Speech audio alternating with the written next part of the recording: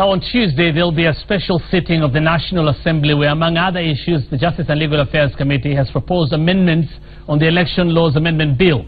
Now, among them include the need to have an alternative and complementary mechanism for voter identification and transmission of results, and use it where technology fails. That and the audit of the voter register that court now says is not being done by a reputable firm has opened up a fresh battlefront over the procedures in the 2017 elections. Keep talking to us. The hashtag on Twitter is GamePlan2017, and you can also text us on 22422. Nominated MP Johnson Sakaja is with us in studio, and Suna is Member of Parliament Junaid Mohammed. Thank you so much for making time for us. I'll start with you. Are you okay with these amendments? No, we are not okay with these amendments at all, and we will not support it, either inside the House and outside the House. Reason being, these amendments never came just like that.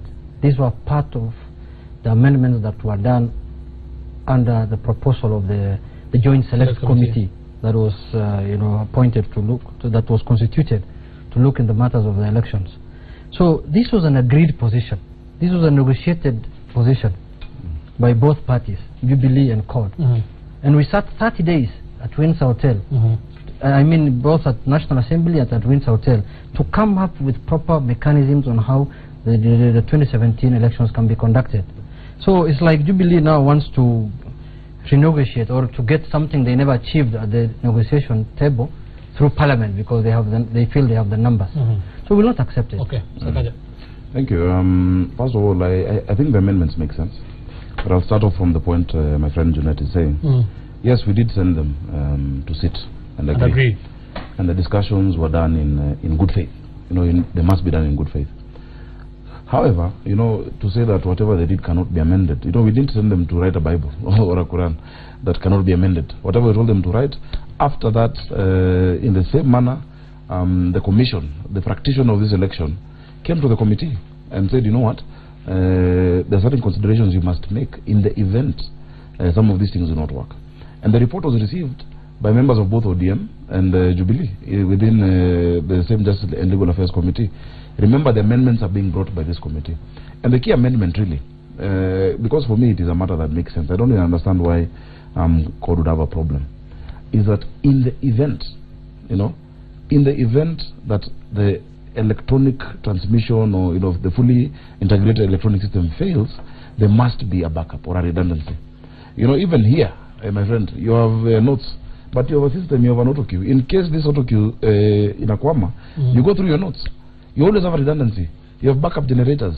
In our houses, we have candles. But this is an election, and I want to believe the reason why it was not provided for when they sat as the Joint Select Committee, there's a reason why it was not provided for, isn't it? No. Did you think about this? Yeah, of course, we thought about it.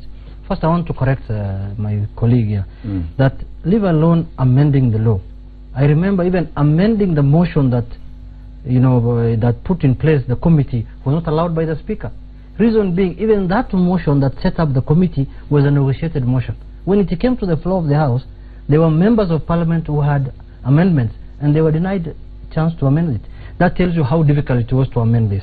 Then number two, the terms of reference for that committee, one of them, after completing the work they were doing, was supposed to submit those reports to the leadership of their both coalitions, which we did.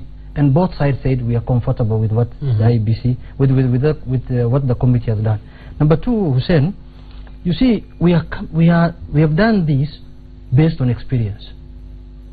2013, we invested over 10 billion shillings on equipment, and they never worked. Now, the digital team that is running the country now is reverting back to analog, in the sense that they want us, instead of transmitting the results from polling stations electronically, they want it done manually. No. Like 2007, let me explain, like 2007, where we were waiting for a returning officer to arrive in Nairobi 4 days. In the event the system fails. There is no event. No. There is no event that can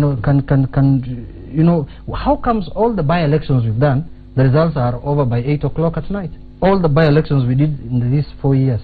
So, I think this is a gimmick that Jubilee wants to take us back to the manual system of elections. Okay. And that's if why IBC, Honorable Junaid, if IBC is the one that has said it's going to be, it's important that this is included so that in case the system fails, we should have an alternative. When we were making this law as a joint select committee, we engaged IEBC. We made these laws based on point of knowledge from IEBC. We sat with them, we told them this is the way we are going. We sat with the commission, we sat with the secretariat. They were well aware that this law was coming. You see, no matter who you sat with and the process you undertook, if a provision is provided that first of all goes against the constitution, you know, if you look at Article 83(3), it's very clear, and I'll read out for you, that administrative arrangements for the registration of voters and the conduct of elections shall be designed to facilitate and shall not deny an eligible citizen the right to vote or to stand for an election. If a citizen goes to, you know, you cannot guarantee 100% transmission. First of all, in our country, only 17% of Kenya has 3G network. There's 10% of this country that has no network at all. In the event, you know, and we're saying only in the event as a redundancy, that you go to your polling station and the machine is not working, there should be another verifiable, accurate manual system used. If we don't say that, it means that that voter will not be allowed to vote, will not be allowed to express his right given to him by the Constitution. The Bill of Rights, the greatest expression of sovereignty, is the ability to vote because of administrative measures. So the Constitution itself says that. And even the Constitution, you know, the Constitution of course is higher than the laws you brought. So we must be able to, we're not saying that we want a manual system, no. We're just saying, and I think it is common sense, that in the unlikely event, and beyond that, look at the proposal in the law.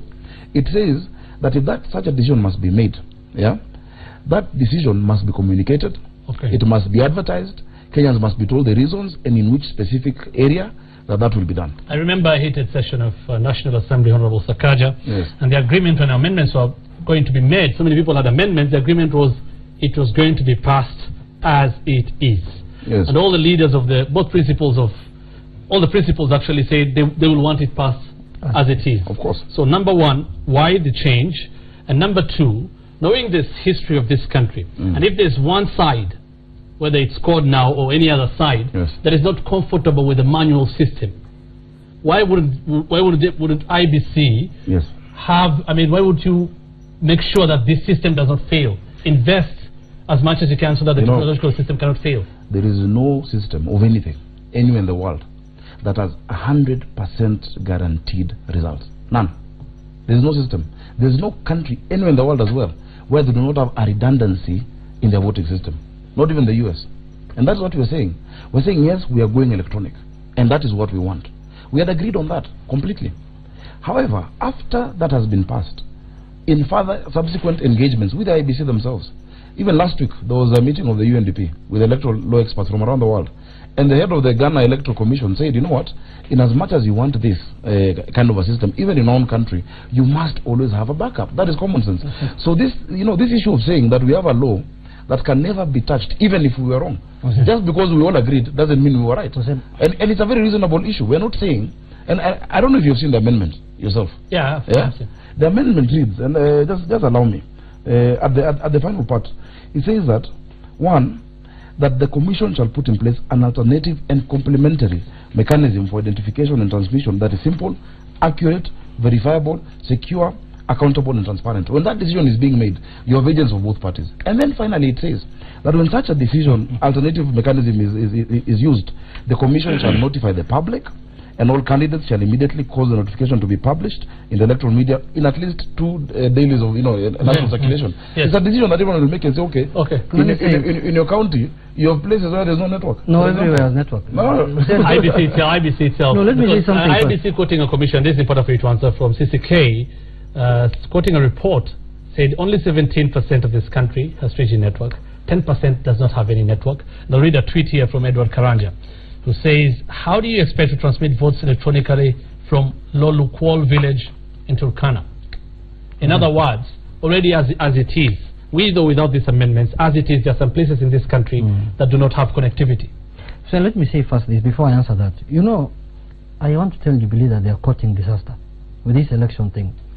Because you are registering people from 16th of January to 15th of February, IEBC is going to register people. And how is IEBC registering people? Biometrically. Using BVR. Just a minute. Now, Jubilee is coming and telling us that after you are registered biometrically, when you go and vote, you should be identified manually if your biometrics have not been captured. Now, this is the same way ghost voters and dead voters appear at polling stations. Because you just come there and you say, oh, you know, IBC has not captured my biometrics, now I want to vote. And they're not there. Then people resurrect, vote, and you are told 1 million people have voted for president, and 2 million people have voted for so-and-so. Now, we cannot allow that to happen again. Once beaten, twice shy. We have had enough of elections as called. We had 2017 episode, we had 2013 episode.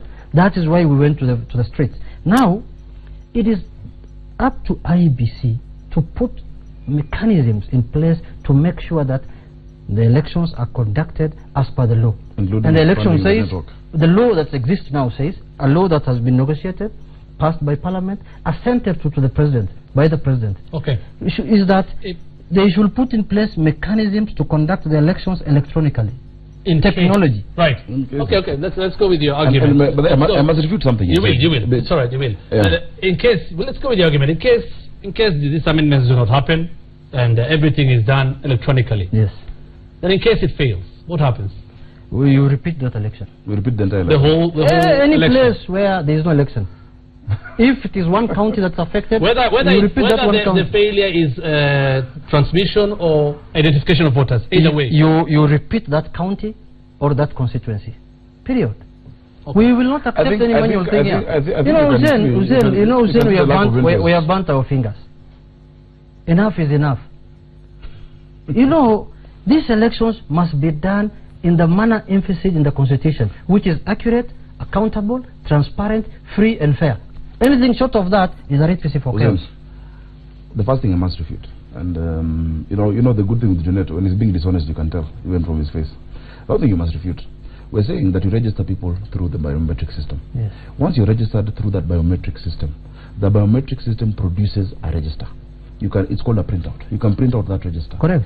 When you come to the polling station, and I'll give you an example of 2013. I was not voting in Habaswein or in Turkana. I was voting right here on Dennis Pitt Road in Nairobi, the Great North constituency. Right here in Nairobi, the machine did not work, even. But you see, from the same process of registration, a register is produced. That register is audited by the parties. The parties can look at it. Kenyans are told to verify whether you're on the register. You're not verifying whether you're in the machine. The product of the biometric registration. So in the event that the machine, either it has a battery, it has failed, or there's a problem, and there's a discussion, the agents of all parties are there. You can tell this person, yes, this person is a registered voter, yes, this person, his details are correct, the face is the one, the ID is the one. Why would you stop that person from expressing his right? Article 38, that gives them civil political rights because of an administrative measure. Well, the Constitution itself, and I've read it out for you, Article 83.3, an administrative measure cannot disenfranchise and infringe upon the right of any Kenyan to vote. But it's clear that you guys are not interested. But his right is also guaranteed because the government has already invested. IBC has already been given funds to make sure the system they use in the election is waterproof, isn't it? Yes, and a waterproof system is only waterproof because there's a redundancy, because there is a backup. Let me tell you, tell me one country in the world that has 100% fully integrated electronic system. One in the world. Name one. And which one is manual? There is none.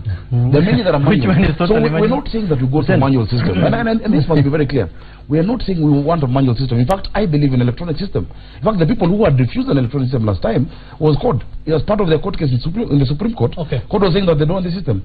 But we're saying realistically, in the event that something does not happen, you know. Okay. In elections in this country, there have been claims and counterclaims of rigging. There are always claims from all sides, isn't it? Not even let us forget presidential election, even county level, constitutional level. Do you believe? Do you believe that somebody can abuse this system?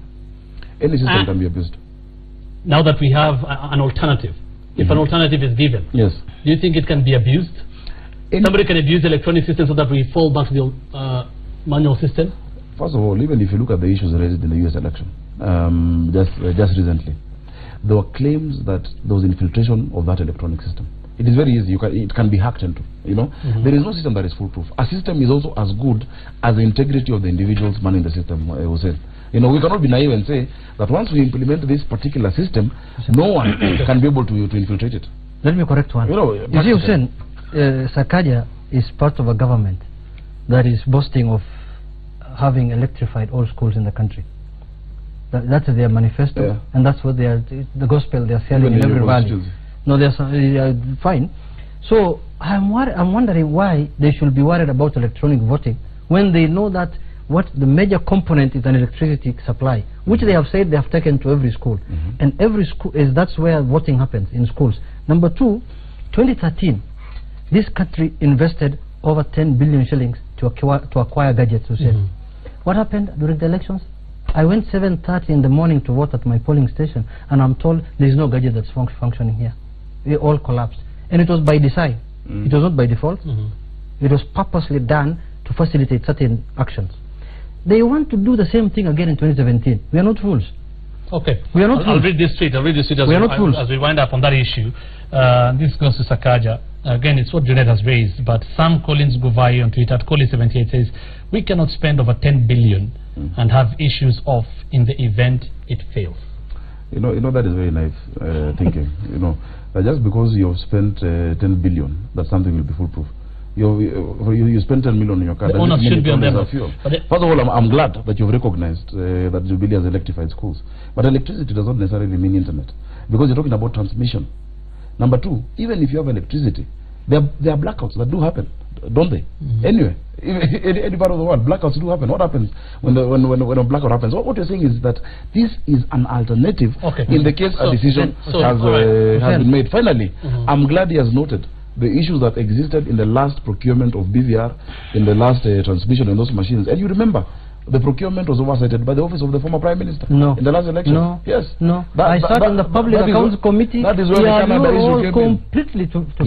You see, the problem with Jubilee, you are discussing serious matters. They have to bring Raila's name in it. I'm not saying everything, Raila. Let's forget about that. Listen, Hussein, Jubilee can't have their cake and at the same time eat it. You can't have both ways. We either agree as a country we are going to have manual elections, or we are going to have electronic elections. We sat as a committee. They are 7 members.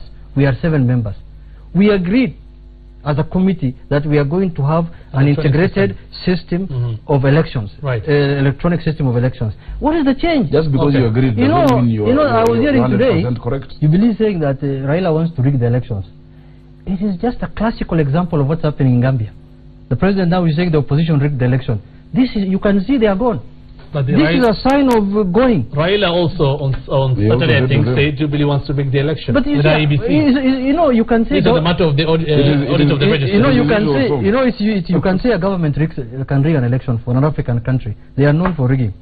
But you can't say opposition wants to rig elections. Surely, what powers do they have to rig an election? You know the insistence on this system, plus certain individuals whom we have named today, and the kind of undue influence they have on this system is very suspect.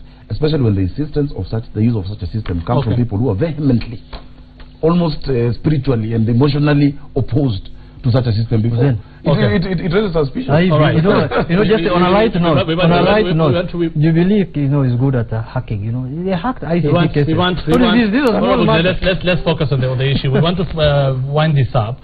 What you're saying then, regardless, you're not going to come Tuesday, you'll not support this. You will not completely. And there's no way you will agree on whether to have an alternative system that you can all agree on. The law is there. Why should we change? So it's this. There are other amendments that are coming, like altering the calendar of the parliament. That we will support. Like, campaign finance, if they have something to do, we will support. But the amendments that were achieved through the Joint Select Committee, they cannot change even a comma. If they do that, the consequences will be dire. Finally, you're also saying the audit of the voter register should not happen. Yes. And KPMG cannot do it. Why? You see, that was also something you agreed on this same Joint Select Committee, and there were timelines. And IBC is saying it's followed the timelines and contracted KPMG, among other firms that bidded to do it. Correct. Why have a problem with that? We are not opposed to the audit of the register as in terms of doing the work. We are opposed to the procedures that IBC is following to carry out that mandate. Number one, Hussein, the register that we have now as a country is biometric register. Now, when we sat as a committee, we came up, because we knew the data is electronic, we came up with something in the law that's called Technical Advisory Committee that was supposed to be set up by IBC. IBC decided not to set up that committee. That is the committee which will have had stakeholders from all concerned parties. and come up with the specifications and modality and methodology of doing that audit. None has happened. Now, they have given work to KPMG to do. KPMG has never done before any audit of an election. Number two, which register are they using? What benchmark is KPMG using? Because the advisory, when you want to float a tender, you have to give the user must come up with the specifications, which have been ratified by that committee of advisory committee. IEBC has not come up with any specifications. They just, this is not cleaning of the register. This is auditing of the register. It's different. IEBC in their mind are thinking this is cleaning the way they normally do after registration, to clean dead voters, double register. This is a serious matter. Okay, let's look at right. And why we are complaining now, we want IEBC to do that process in the right manner that's invested in the law that we passed. You see, classic court behavior, throwing your toys in the corner and opposing everything and anything that is being done towards the election. I don't know who court had in mind to do the audit of the register. Now you want to get into now management of IEBC. The reason it is called IEBC, Hussein and my friend Jeanette, the I means independent. We cannot want now also to discuss who gets what tender in IEBC, who does what work in IEBC. What we can talk about is the modalities and the scope. Exactly. But you can't say that because you've given this to KPMG, you should have given it to somebody else to do the audit. It's totally unfair. And which is why we're saying, Hussein, that independence of the IEBC, especially in the management of its mandate, is independent even of Jubilee, independent of court, independent of the parties, independent of foreign influence, so that they can do their work. Let the professionals do their work. If you want to be commissioners as court, then you can become members of IEBC, but you cannot say that a management decision. What does the audit of a register entail? It's very simple. But you see, on every turn, and which is why it leaves credence to people who say that maybe these people have already seen defeat and they will put stops at every turn. That even you've said you want to audit the register, said okay, yes, you want to audit it. Let these people institute a process and do a tender to get companies to bid to audit. KPMG has won the tender. Are there specific companies that you would rather do that work? For the purposes of record, we don't have any company that we wanted to do that audit. But you have companies that you don't want to do. Number two, you see, Hussein, when you look at the law that we passed, one of the issues that audit is supposed to achieve is the accuracy of the register. Yes. How do you achieve accuracy of a register when you don't have another alternative, provisions that you can look like from the national registration of persons, deaths? There should be specifications. What we are discussing is what he has just said, methodology. We want to get a clear. Number two, IEBC is independent, but not in the eyes of Jubilee. When we took our signatures of Okoa Kenya to IEBC, the people who gave us answers was Honorable Sakaja and Honorable Duale. They're the people who told us, those are the people who told us, just a minute I finish, those are the people who told us that your signatures are fake, the same man sitting with me here. Yes. Number two, Hussein, the auditing of the register is the most important thing to begin with for a free, fair and accurate elections. Once we have a clean register, we have a proper... Nigeria did the audit of the register. Nigeria did their audit of the register. Yeah. 7 million voters were removed from the register. Jubilee has 2 million voters in that register. Right. Yes. That's a head start. Let's finish this. What are you saying then? This audit cannot go on because it's already going on. These guys this audit will not happen. They're not interested in the election. No, it's already going on. We want it done properly. Okay. So which kind of a company would you like to audit the register? Because a reputable firm like KPMG, which reputable? These firms, audit firms of Kenya, who have been giving clean bill of health to Uchumi. People like Uchumi has money. We don't want to discuss KPMG without anybody from KPMG here. Uchumi has money. I'm asking what kind of a name 5 audit firms who are telling us that Uchumi is rich. After 2 years they collapse. Right. So gentlemen, you cannot agree on these issues clearly. Let's see what will happen on Tuesday. I'll give you some advice, kindly. Yes. And I know you people like reading. Just check out 30th November issue of Mail and Guardian Africa. It talks about 25 countries around Africa where a fully electronic system and instances of it have failed spectacularly, and what has caused those countries. Just look at it. If we love this country, let us be pragmatic, let us discuss issues and not be unreasonable. Let's not be unreasonable. It is really shocking that last election the debate was about analog and digital. Now, when we moved to their side and became digital, they are reverting back to analog. Honestly speaking, these are dinosaurs. We'll leave it at that. What will happen on Tuesday in the National Assembly. Keep talking to us about 242, and you can also tweet us using the hashtag GameTime2017. Somebody here on text says number 242. Even the USA have a manual backup because no system is waterproof. What to do when the system is hacked? And Amutete in Kakamega says, Hussein tells Sakaja that systems can fail, but they can also be fixed. The IEBC should prepare to fix the system in case of any failure. Keep talking to us, number 242 on Twitter using the hashtag GameTime2017. We're back after this break.